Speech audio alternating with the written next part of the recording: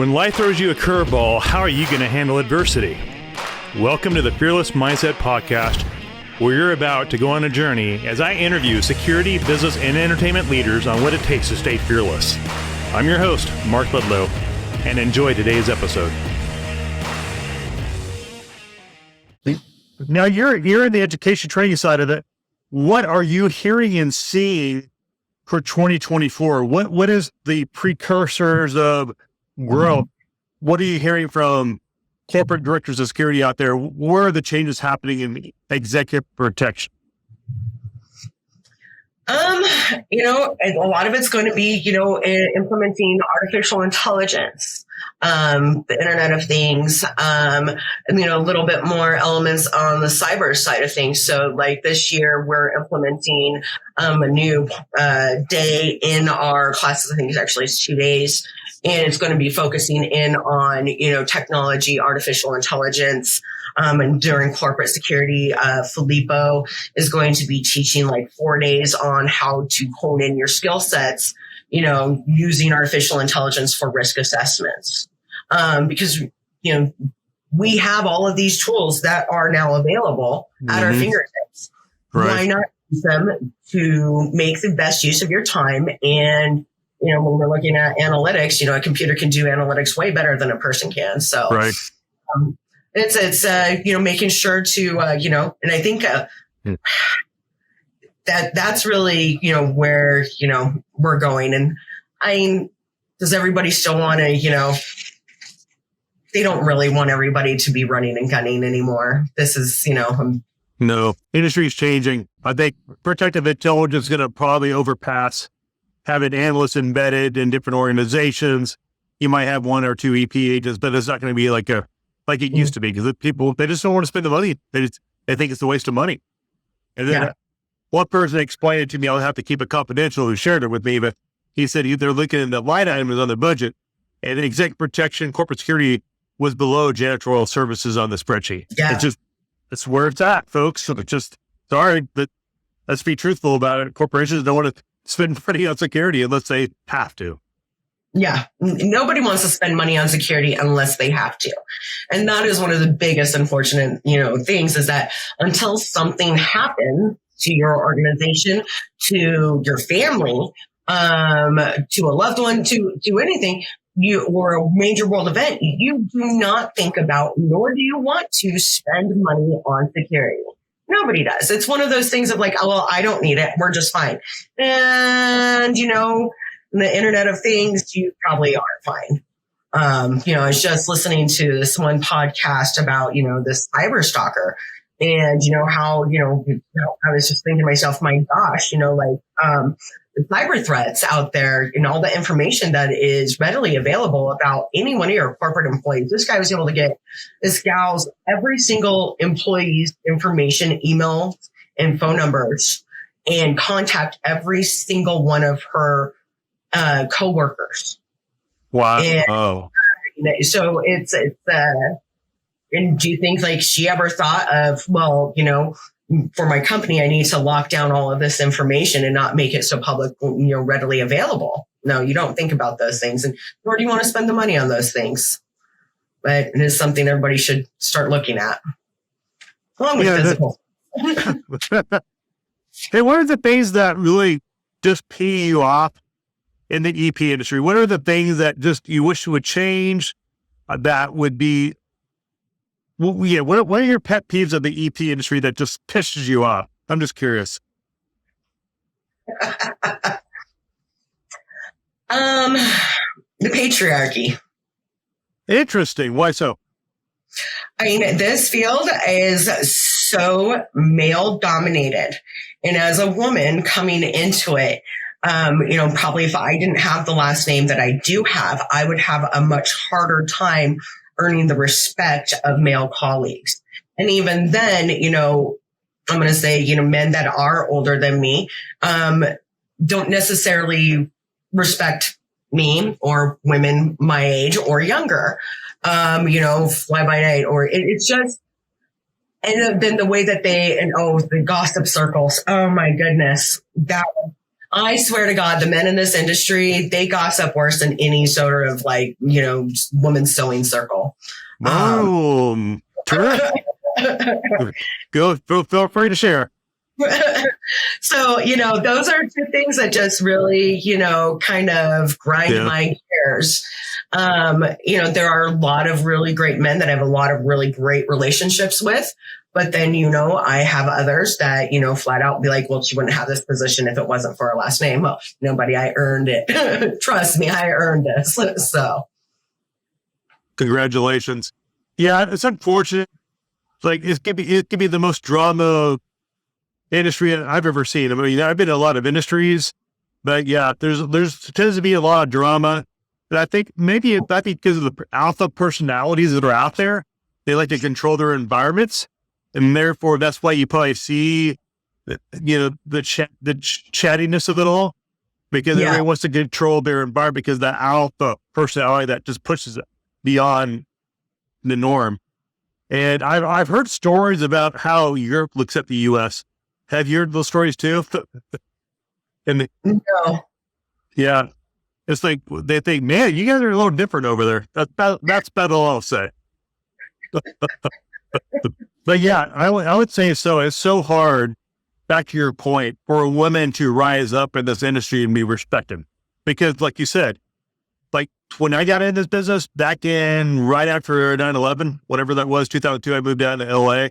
Only military or cops got in this business. That was it. If you didn't have those credentials in LA, you weren't getting, and someone had to, I know this guy, he's good. Okay. But call Jack Cracker Jack or whatever, as an example, and tell him that I ain't sent you. And that's how it used to be back in the Craigslist days.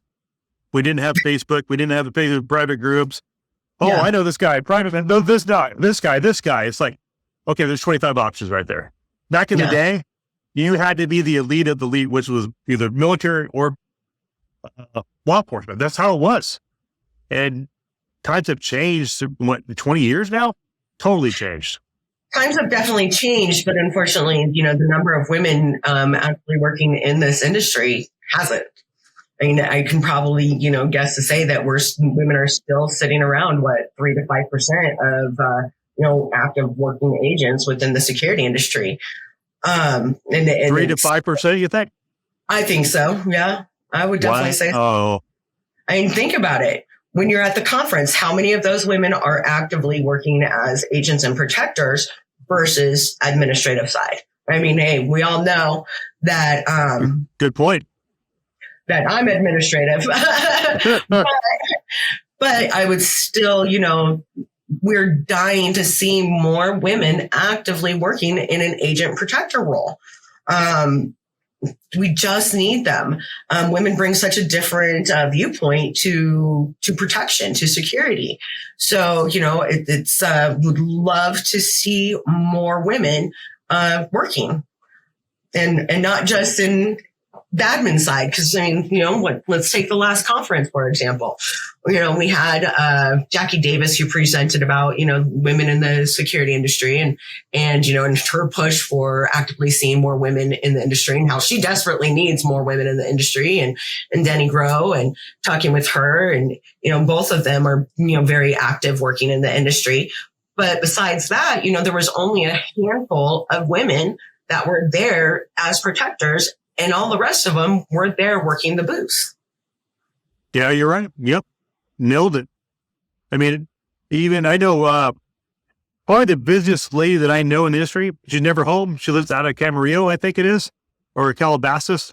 I'm not sure exactly, but Renee Stringer. Mm-hmm. That girl is constantly going. She's busy. It's like 115,000 followers on LinkedIn or something like that. Yeah. But she's also an ambassador. She's busy. I know Monica Rodriguez out there. She's busy doing her NAID training program. And shout out to her. I know Amber Haddock in Dallas, Texas. She's been all over the globe doing EP agents stuff. Yeah. Great girl. Yeah. Monica as well, former retired cop, now launching her own training academy. And there's 3 that I know. Gilbert's, what's her, Gilbert, Caleb Gilbert's. Yeah. Is it Miranda? Melinda, I think. Oh, Melinda Gilbert. That's right. Melinda. I'm pretty But sure. yeah, she's Melinda. Yeah. Shout out to her. She's an uprising star, young agent. And then we have, there's one down there in San Francisco. She's a rising star. She kind of keeps it quiet. But she's like former athlete, just killing it. And she was a board member of Silicon Valley Security Group. We're drawing the name on her blank, but we follow each other on Instagram. I'll have to figure out who that one is, but there's probably a half a dozen I know that are active working in the industry. Like your point, Bethany, there's only 3%. Yeah. And I mean, and just think about, when the groups, the day-to-day groups and activities that you see on social media, whether that's LinkedIn, Clubhouse, I don't know if Clubhouse is still a thing, but Clubhouse. That's funny. It's more of, I feel like Clubhouse is more of an ego stroke. But you don't see, we just don't see enough women. And I would love to see more women embrace this industry. And, working in predominantly male dominated industries, pretty much my whole working life, we're starting to see that more and more, like we were starting to see that more and more on the automotive side. And we are starting to see it, more and more here in the security side, but I don't think we have enough just yet. So hopefully more women will, enter the field and want to, hone those skills and become a protector.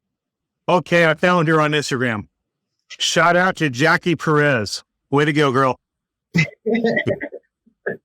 There's Jackie Perez, Renee Stringer, Amber Haddock, Monica Rodriguez in Italy doing training. I mean, and there's Bethany Duggan, and there's so many others that we're probably not even mentioning that are out there doing stuff behind the scene that are just great people. They just want to do a good job. Yeah. And women have an ability to diffuse situations rapidly versus men who it's just a different style of getting things done. Yeah, for sure. Which is, that's why it's so great to have like a well-rounded, team, not just all, one homogenous, female team or one giant homogenous male team. It's good to have a little bit of everything in there. So. Yeah. He was really good at orchestrating one of the largest private security teams with Mike Trott. When, I used to call him Trout. Then he sent me a little message. It's fine. I'm glad you finally recognize my last name as Trot, not Trout. Oh, shout out to Mike. But yeah, I was hacking his name so bad.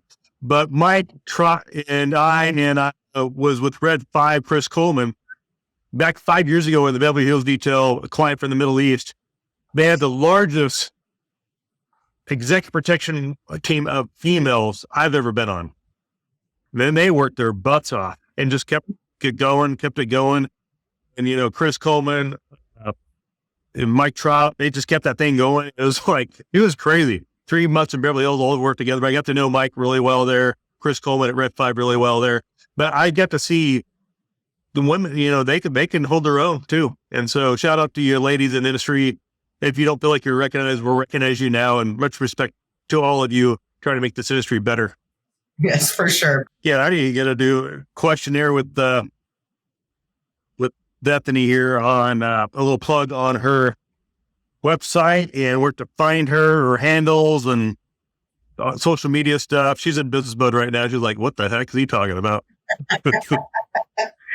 Yeah, well, we're not giving out any of the personal ones. Social security number, date of birth, driver's license number. But what are you most excited about now that you're really getting back in the industry? What inspires you? What's your motivator now that you are in your position now and you have the respect of your dad and you are, the whole brand new season of life for you? Because you seem happy, you seem excited, you seem energetic, you seem like you have an edge on you now. You have purpose, and that's good to see. Yeah. So, what am I excited about? What I'm really excited about is that, here at ESI, we're really able to turn a page and put the the past in the past. And as we lovingly like to call it, the dark times behind us. We're able to have a whole new future with just a great executive committee, with the same goals and mindset in mind. And, we all care about the brand, wear the brand, and want everybody who comes in, within, touching distance of the brand to be successful. So I'm really excited to be able to, as they say, rise from the ashes. And that's, the future is wide open for us. And, we're going to be here for another 20 years. So, yeah. I got to pick your brain a little bit. What are you hearing from fellow practitioners out there? We just had the Dallas Close Protection Conference. So shout out to the board, Chuck and those guys, and Chuck Tobin and Chuck Randolph for doing all that, bringing us together again from all over the world. What do you see? What are you hearing from the protectors that they want more of in the future as get-togethers? Are they looking for more panels? Or are they looking for more table talks? Or looking for more mixing type? What are you hearing from people you talk to in the industry? I think not a lot of people are very happy with the last one. I don't know if they're necessarily looking for more mixers and networking time, but definitely you probably some more panels, some more, tabletops, roundtable discussions, some Q&A, being able to learn more, and also network. The biggest and most important thing about this thing is, these conferences is the networking opportunities and the learning opportunities, not just, the presentations on, how great am I? What I'm here because I want to listen to your presentation because I want to learn something that you have to offer. So I think that's really, really important for going forward. And mixers are always great, but one of the problems that you'll always see at these events is we all tend to get into our little niches, our little cliques. I'm really great about running around and, mixing with everybody, to the point where sometimes I get, like, where is she? She's the assigned. She's running over here, talking to these people here, there. But that's what I do is I connect people, when I'm in go mode, I, will talk with absolutely anybody. But, more open, not so many divided cliques, a requirement to hey, you have to talk to, this person over here that you don't know, switch tabletops, don't just sit with your friends and, meet new people.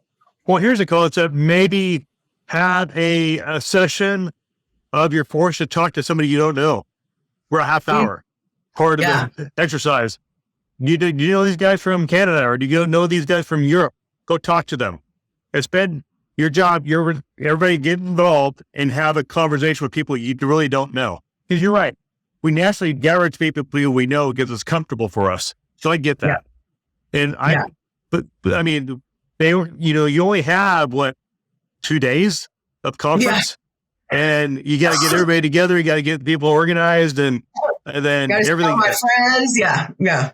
So with all the stuff they had to do to prepare for that, get the venue, there's a lot of planning goes into that. So shout out to the board from bringing us all together and making that happen. But I'm always thinking, well, how could I do this better if I were to launch the Fearless Mindset Retreat or something like that for a day or something, just to elevate the industry. And so, I hear what you're saying. Definitely hear what you're saying. Because people, they get their clicks and they don't talk to anybody else. They go like a football team. They're going to this, they don't invite anybody else, but they're a little clique. And that's just, I think, how we're programmed as human beings. You go with people you're comfortable with. And it can be very nerve-wracking to go talk to somebody new. Oh, yeah. What do I talk about? I don't know. Talk about goddamn sky. I don't know. Tell them the sky is purple and let them debate you about it being blue. I don't know. Right. What were the biggest takeaways from the conference that you enjoyed the most? This is my first conference back since it's been, since it's been the IPSB. I think I haven't attended a conference in 9 years. Oh, wow. It's been that long. Yeah. What I took away from that is we're all a family. And for me, the conference is a big family. You see each other on Facebook, you get together and you go, hey man, what's going on? You're sharing life. It's like, I call it the Global Protection Conference to me is like, it's like a family reunion. And the real reason everybody's getting together, they want to see each other. Hey, let's grab a drink. Let's grab dinner, whatever. Let's chat. And, I had a relationship. I'm not going to say names, but I thought we had some friction. So I took him aside. We went outside. We talked for about a half hour. Got squashed. That's the value I feel the clip protection offers is, those friction relationships over a misunderstanding. And I think that's one of the things the great about the conference is it brings those relationships and makes them stronger and forges them people closer together than they were before. And then everybody knows what I went through. I'm not going to go into detail about that. There's no need to. But I realized I had more friends there than I realized. I had no idea. And shout out to Aaron Molden. He actually talked me into going to the conference. And I was, due to the issues that came up, I was thinking about why even bother? But thanks to Aaron for the talk before that. And I showed up and it was a great Chuck conference. Randolph convinced me to come. It was Chuck who told me it was very, very, important that I do come to the conference. And I was like, you are right. So I'm coming. So I'm going to do this. It was a really great welcome back for me. I wouldn't necessarily, my first event was with Eric Parker at his Select Few in April of last year. And then I went to, what is that other conference in June that happened in Kansas? And that was a very interesting conference, I'm going to say the least. But for sure, I really did truly enjoy the IPSB's conference. I did get to see a lot of people that I hadn't seen. And I got to, see friends that I didn't know that I had in, 10 years. And it was really great to reconnect with them. So, you know what? Thanks. I would agree with that, Bethany. I made more friends that I didn't know they were even liked me. And I'm like, holy crap. I didn't know they felt this way toward me. I'm like, okay. But yeah, I just had no idea the people that really cared out there. And I'm like, I think the circumstances that unfolded that weekend really, it was almost like I found a family I didn't know I had. And I'll leave it at that. It's just like, thanks folks just for reaching out. The support was amazing. I'm glad I went. And it was just rekindling those chats and, shout out to Chuck again and the board for really trying to bring us together and lifting up the industry. Because I know it's not easy because the industry, man, she's persistent. It's an emergency. Yeah, I'll have to call her back. Sorry about that, folks. That's my girlfriend calling on the phone. But anyway, I just wanted to get your feedback on that weekend. I haven't seen you in years since then. It's been 8 years and you popped in like, Bethany, what are you doing? And thanks for the coin. Thanks for the coin, by the way. People didn't recognize me at all. Some people, and a lot of people, all said, we knew you'd be back. We just didn't know when. And I said, I definitely wasn't ready. And one of the best things that could have ever happened to me was my sabbatical. Venturing off into the automotive world for a few years and finishing up my degrees. And yeah, that was a really, really great thing for me to do. And, now I'm back and, it was really great to be welcomed back by so many. Yeah. Bill, you felt like you're back home. Yeah, definitely. It's a great thing about the security industry is that it feels like it gives you purpose. And I like to be purpose driven, helping people learn, helping people obtain their dream career. I still get messages from a guy I enrolled like 10 years ago. And he tells me all the time, he wouldn't have his career if it wasn't for me. And then another guy, he had trained with us, and first thing, he finally got his dream job offer, and he messages me. It took me like a year and a half to get this guy into the distance education program, but I got him into it. And he started, he completed it. And then, a couple of years later, he got his dream job. And I hadn't been working in the industry. And I got a message from him, thanking me, because he now had his dream job. And, Awesome. to me, that's like the best feeling ever, is to help people obtain their goals. And, and then the other half of this is that we're helping, make the world a better, safer place. Absolutely. We know it's not getting safer, that's for sure. Geopolitical. 24-hour news cycle on social media, it feels like it's not as safe, but good God. Just stay off the media, stay off the news, you'll be fine. Yeah, pretty much. Yeah, I was going to ask you, what is the average cost for a 1 month long course? Like, let's say you're going to take the basic course.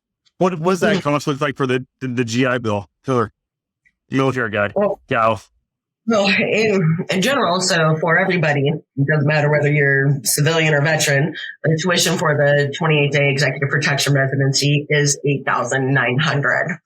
I've recently worked out some, great rates and some great things with our local hotel. We're doing $30 a night for a double occupancy room, or $60 a night for a single occupancy room. But that's going to include, your breakfast and your lunch as well. Okay. So, if you do a double occupancy room, you're looking at, what is that? $900 for your, hotel and breakfast and lunch, and your tuition of $89. So you're around $10,000 in total. $10,000 for training. That's for the full-time residency though. And then, we do have the hybrid program, which is where, we all started, which is our 9 courses online. And then you come in for 16 days of hands-on training. That course, $5,400 for the, 16 days, 9 courses. And then you're looking at cutting your, hotel and overhead in half. So $500 for out-of-pocket expenses. So, about $6,000. Well, that's not bad. And then we're approved for the Sallie Mae Smart Option student loan. I do have interest repayment plans available for my hybrid program. And then we are approved for a post 9/11 GI Bill benefit for any of our full-time residency courses. Nice. Okay. So they can take a loan from the government. Budget collections. That's perfect. That's cool. Yep. What would you say is the average course taken by a student? What do they like taking, like the 2-week course or the month-long course? I think the majority of people are taking the full-time residency. I have seen an uptick though recently in, students enrolling in the online hybrid course. And that's, I think, because more people, it's harder to take a full month off of work, to come out for training. So, the hybrid course is just absolutely perfect. So I am seeing, quite an uptake in students enrolling in that course. But still, a lot of people prefer to come in and just be in and out and be done in a month. In and out in a month. Wow. Whereas, the hybrid program can take you 3 months to 9 months to complete, because you're working on your own schedule. And now, are you seeing like a demand by corporations for these like directors of security or chief security officers having to do like continuing education with you guys just to check a box kind of thing? Are you guys seeing that too? We don't offer enough short courses. So, like if I think more people knew about our 5-day covert course, our 5-day surveillance and surveillance detection program, or the 5-day medical course, and our soon to be, driving course, I think we would see more of that, continuing education. But right now, a lot of students or a lot of our students are, fresh to the industry. We don't see a whole lot of returning people that are, out in the industry currently working. So interesting. I think that though we only run 12-week courses, or that we only do, 4 weeks training, whereas, we have 5 different programs that are anywhere from 2 days to 5 days. So interesting. It'll be interesting to see if that changes in the near future, or how that evolves. Yeah, I'm already starting to see a little bit of that change as well. Thankfully. But I think that's because we're not putting so much emphasis on just, like these full-time courses. It's, not everybody can be here for 28 days. Sometimes you just need to come in for covert protection. Sometimes you just need that specific skill set. So, and then, we will be doing a driving course with AS3 here shortly. So that will be, really fantastic, in addition to our courses that we offer. Oh, yeah. ES3 and Aaron Mulden's coming out too, right? Mm-hmm. Nice. Yeah. Good old Aaron. We talk like daily. He's a great guy. Yeah, he is. He's been a big help and a mentor of mine too, as well as many others in this industry. I was going to ask you something. If you could get any advice to the women out there or the young generation coming in, what would that advice be in their career development in the executive protection or corporate security? What would your advice be for them to really grow and have a great career? Always think logically. Logic thinking. Don't be afraid to ask for a promotion. Don't be afraid to ask for the job. Don't be afraid to ask for the raise. Don't be afraid to apply for the job. A lot of time, I know women have a bad tendency of, holding themselves back and not wanting to ask for the promotion, ask for the job, ask for the raise. Don't do that to yourself. Ask for it, because if you don't, men have no problem asking for those things. True. And that's why we will see, men get promoted or make more money, because they don't have a problem asking for it. Ask for it. You deserve it. So have confidence in yourself and just ask for it. Always have confidence in your abilities. And as I always like to do, fake it till I make it. Fake it till I make it. That's life, though, That's life. Yeah. So. Wow. Just have confidence in yourself and true. Be afraid to ask for it. Yeah, I think we live in, the last couple of years have been brutal with, everybody catching the flu, the COVID, whatever's going around. And we're coming out of COVID and we are like, okay, back to work. Now all these corporations say, hey, you got to get back to work now. Otherwise you're fired. And so I think a lot of us got stuck in being comfortable and just getting by to get by and collecting that check. Now we all got to go produce. And so I think there's a new stress level in our culture now saying, you got to get out there and produce. Otherwise you're out. And so people are like getting agitated and frustrated now. They had the easy train for a little bit. Now it's like, okay. And it's like, okay, you got to get out there and work and pay your bills. Do your job. And, that's the thing. If you don't want to do the job, somebody else will do it for you. And, whether that's just picking up the phone and, making your sales calls, or whether that's writing the reports, somebody else out there is, don't be the fat cat that's not hungry anymore. You want to be the hungry cat and get fed. I like that, Bethany. I'm going to use that. I love it. I stole it from Laura. She's my director of student enrollment, and that's my favorite thing that she's said to me is, they were fat cats and they were no longer hungry. And I was like, oh, I love it. My saying is, there's 100 Mark Ledlows waiting to take me out. Yeah. So you got to stay hungry. Stay hungry. Catch those mices. Catch them. That's hilarious. Now, I'm going to ask you this. You have a Facebook group called the ESI. It's like 9,000 followers. That's huge. That's a huge platform for you guys. Mm-hmm. Yeah, we do have a Facebook group, the Executive Security International Facebook group. Kind of just let that one be a lot of guys just posting in there, networking, sharing knowledge and the like. Of course, we have our Executive Security International Instagram. I think, what is it? I'll have to look at this for TikTok. TikTok. Hey, told you. This is the very first thing I did. You're smart. That's where the eyeballs are at. It's ESI-Life Force, or at ESI Life Force on TikTok. So, and ESI Life Force at TikTok. And then, we got the Instagram, which should be ESI Life Force. Or no, that one's Executive Security International, one word. Okay. And then, the Facebook page. But yeah, that Facebook group, kind of just let that one be controlled by the public. Let them share knowledge and information with each other. Because and I'll drop in bits and pieces here and there. Sure. But you'll see me a little bit more active out there here soon. So I know the audience wanted to hear your story, Bethany, and just where you came from. I know you have think about it. It's a powerful story coming from where the family got stuck in that rut for a little bit, overcame the addiction stuff. Well, some people have addictions to food. They overeat and they have high blood pressure and all kinds of stuff. And people have drinking problems, and everybody has their issues. No one's perfect. Sex addictions. People can become addicting. There's so many different kinds of addictions, and and it's putting your willpower. You've got to put one foot in front of the other and say, this is not how I choose to live my life anymore. And that is the most important thing that you can do for yourself. And especially nobody ever thought that if those people who knew me 20 years ago would never think that I am doing what I'm doing now. What do you think about that? I mean, did that go through your mind?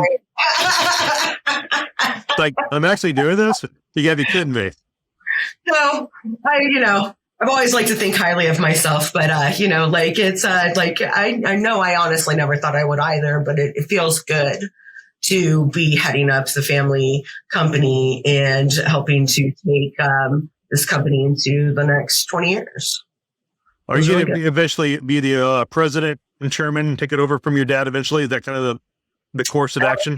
That'll be up to the board. We've got board members. Yeah, okay. The board vote on that. So, got it. Okay, fair enough. Well, any parting words before we wrap this up? Oh man, this is the longest probably recording podcast I've done in a while. Well, I took a break for 3 months too, and I didn't do anything. So I don't do anything. Because I'm not Joe Rogan with the $300 million contract from Spotify. This is a labor of love. So I'll do recordings for probably 3 weeks, and I'll stop for 4 months. Yeah. Unless I had a contract, I do this every day. Yeah, that's the goals, right? That's the goal. Get that contract. Exactly. Visit us at esibodyguardschool.com. If you have questions about training with us, you can always give us a call at 970-242-9004. You can find me on Facebook under Bethany Duggan. Pretty easy to find. I think I probably have the Phoenix up there in my bio. Otherwise, yeah, I'm here. Just don't let the world get you down, and one step in front of the other. And when people tell you that you're not ever going to amount to anything because of your past, show them differently. Like, here's my channel, Lance. Keep watching. Watch me do what I got to do. Yes. Congratulations. I'm proud of you, Bethany. We've known each other for a long time, and it's great to see you back, and just your smoke of battle on you, your a badge of honor that you have now, and just your pride, your self-esteem, your self-confidence. It's great to see that. Yeah. It inspires me. Well, thanks, Mark. I've always loved everything that you've been contributing to the industry, and watching your growth as well. It's an inspiration. So thanks. I appreciate that. And for the listeners, please subscribe to YouTube, hit that bell, make a comment, and then we're on all the platforms, on podcast platforms. So make a comment, give us some ratings on that. If you like it, you hate it, let us know. It helps with the algorithm. So, and then I'm on Instagram, and Bethany just shared all her social media handles. So we're going to wrap up the show and call it a day. And you can watch this or rewatch it, or listen to it all you want after we're done recording. But thanks for tuning in, everybody, and thanks for the support.